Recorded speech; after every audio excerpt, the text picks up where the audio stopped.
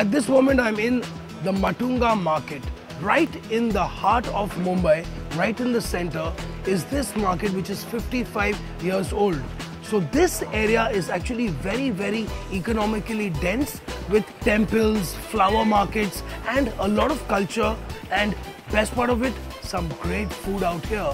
That's the reason why you can come to this market and get the best produce, go back home and have a feast. You're selling only like plantain and bananas. What do you do here? Actually, we sell bananas, plantain leaves and all the puja articles. Okay. We've been running this shop since 30 years. Stories say that Matunga comes from the word Matang, which means elephant. And apparently, in the 12th or the 13th centuries, the king used to park all his elephants in this area. Matunga became very popular right from the 1930s to the 40s, where you had three major communities, the Tamil Brahmins, the Jains and the Gujaratis, who made their settlements here.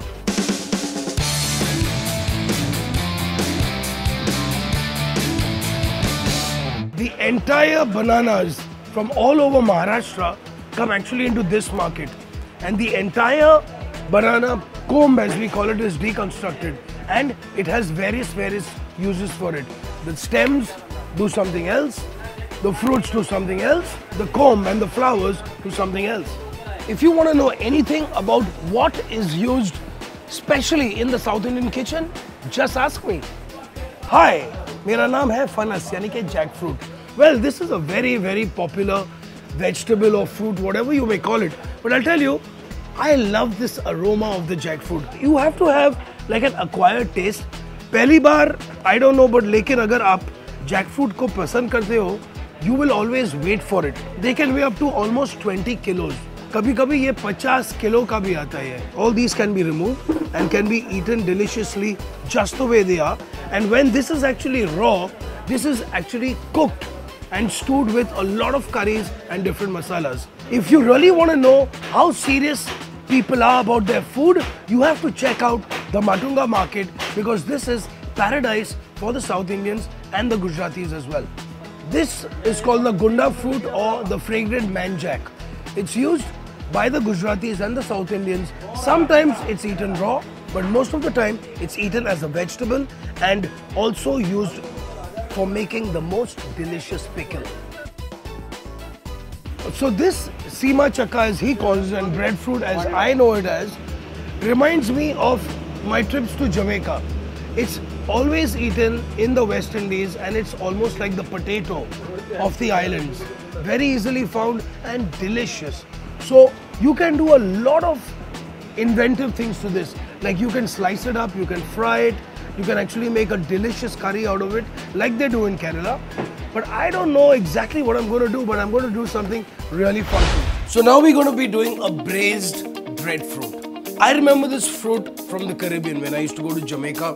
वहाँ पे क्या करते हैं? They roast the whole thing inside the ground in coal and hot stone. उसके बाद they peel it, eat it and add some butter into it. Now why it's called a breadfruit apparently is that the taste of the breadfruit is like freshly baked bread. That's why it's called a breadfruit. That's what I've been told.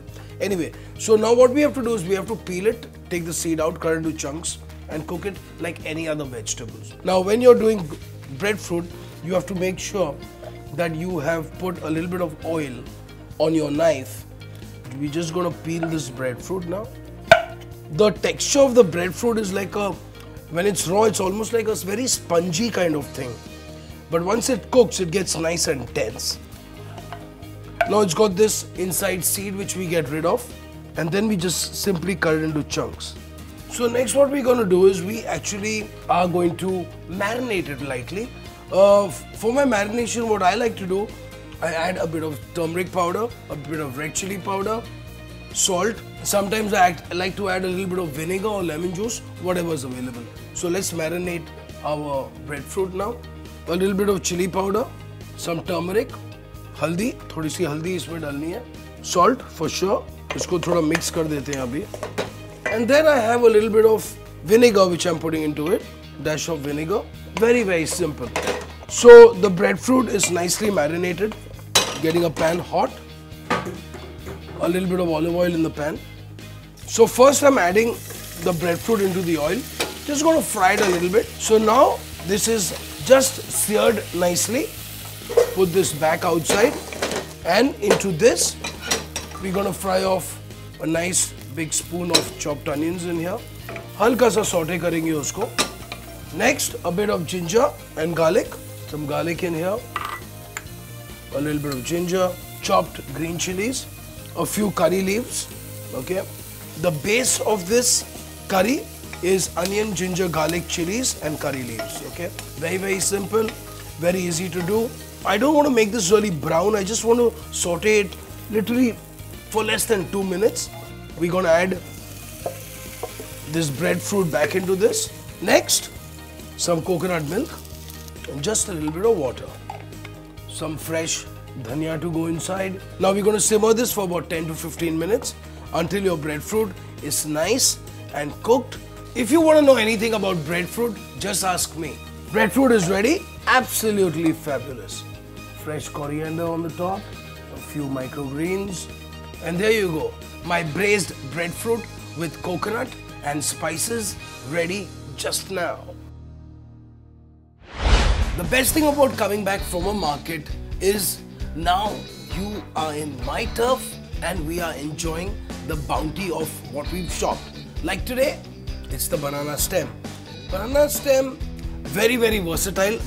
A lot of people in South India actually cook it. They make a soup out of it. They make a curry out of it. But you know what I'm doing? I'm going to be making a nice summer fresh banana stem salad. Now the first thing about banana stem is that you have to keep it after cutting it into acidulated water, which means water with some lemon juice, or commonly what people do is that they take a bit of curd or milk or buttermilk, mix it together, they slice the banana stem and they put it in there so that it doesn't go black in color. So I'm just slicing the stem into like roundels. You've got a choice, either you can leave these into roundels like this, but what I'm going to be doing is I'm going to be cutting them into little matchsticks, which are going straight into the water now. Next, just slice up some spring onions. Next, we have some pomegranate seeds, few of them, and I have a red bell pepper. So just about a quarter of it which you're going to use. So nice and colorful and juicy and fresh. I like to use my basil leaves in my salad as well. Just pluck them. Now all we have to do is do our dressing. A dressing is basically something which makes your salad more tasty. It gives a lot of flavor to it. So this time I'm making an orange and basil dressing spiked with a bit of green chilies for you. So we have some olive oil. Next I have some fresh orange juice which I'm going to be adding into this as well. Thodi si green chilies, chopped coriander. I've got a bit of chopped parsley as well. Now I'm going to give this a nice mix. Dressing done. I've got my banana stem in my acidulated water, limbu ke pani mein. Mix it all into the salad. Give this a nice halka sa mix. Beautiful. So look at this crunch, look at these colors. Unreal, just amazing. We use some of our dressing inside this. Give it a nice mix. I have some mixed lettuce, so which I'm just going to pluck literally. Some rocket leaves, some iceberg lettuce as well. That's it, your salad is done. And nice pomegranate, banana stem, spring onions. Absolutely gorgeous, absolutely. I've got some nice orange segments which I've peeled an orange and made nice segments out of this. A few sprouts on the top and your banana stem salad is ready. If you want to know anything about banana stems and where you get them and how you clean them, just ask me.